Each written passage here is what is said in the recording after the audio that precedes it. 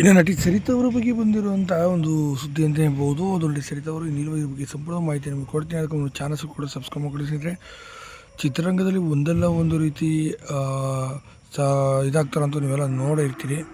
ಈಗ ಇದೇ ಸಾಲಿನಲ್ಲಿ ಈಗ ನಟಿ ಸರಿತಾ ಅವರು ನೀವು ನೋಡಿರ್ಬೋದು, ಸುಮಾರು 300ಕ್ಕೂ ಅಧಿಕ ಸಿನಿಮಾಗಳಲ್ಲಿ ಅಭಿನಯಿಸಿರುವಂಥದ್ದು. ಅದರ ಚಲಿಸುವ ಮೋಡಗಳು, ಬ್ರಹ್ಮಗಂಟು, ಉಸಿರೆ ಇವೆಲ್ಲ ಒಳ್ಳೊಳ್ಳೆ ಸಿನಿಮಾಗಳು ಮಾಡಿದಂಥ ಇವರು 2004ರ ನಂತರ ಸಂಪೂರ್ಣವಾಗಿ ಕಣ್ಮರೆಯಾಗಿ ಹೋಗ್ತಾರೆ. 2004ರ ನಂತರ ಸಂಪೂರ್ಣ ಕಣ್ಮರೆಯಾದಂಥ ಸರಿತಾ ಅವರು 22 ವರ್ಷಗಳ ಚಿತ್ರರಂಗದಿಂದ ದೂರ ನೋಡಿದ್ರು.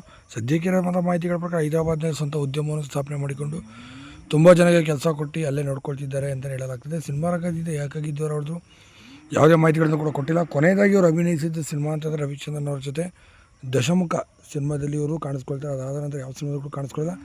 2004ರಲ್ಲಿ ಬಂದಂಥ ಬ್ಲಾಕ್ ಬಸ್ಟರ್ ಹಿಟ್ ಇದಾಗಿತ್ತು ಅಂತಲೂ ಕೂಡ ಹೇಳ್ಬೋದು. ಇನ್ನು ಸರಿತಾ ಅವರು ಡಾಕ್ಟರ್ ರಾಜ್ಕುಮಾರ್ ಅವ್ರ ಜೊತೆ ಅತಿ ಹೆಚ್ಚಿನ ಸಿನಿಮಾಗಳಲ್ಲಿ ಅಭಿನಯಿಸಿದ್ದು ಕಪ್ಪು ಮುಖದ ಸುಂದರಿ ಅಂತ ಕೂಡ ಕರೆಯಲಾಗ್ತಿತ್ತು. ಇಂಥ ಅದ್ಭುತ ನಟಿ